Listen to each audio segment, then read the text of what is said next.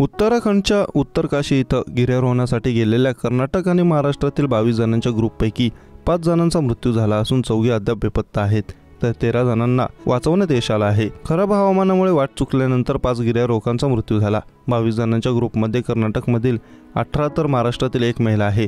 त्यांच्यासोबत 3 शेर्पा होते। उत्तरकाशीतील कुशल कल्याण सहस्त्रताल या हिमालयातील उंच ठिकाणी गिर्यारोहण करण्यासाठी 22 जणांचा ग्रुप गेला होता।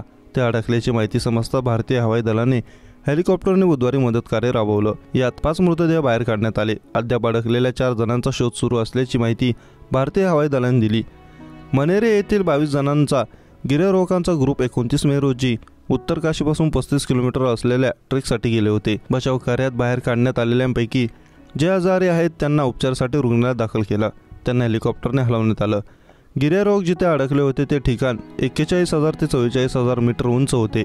गिर्यारोहकांचा ग्रुप 7 जूनला परतणार होता, पण त्याआधीच बेस कॅम्पपासून सहस्त्रताल इथे जाताना गिर्यारोहक रस्ता चुकले।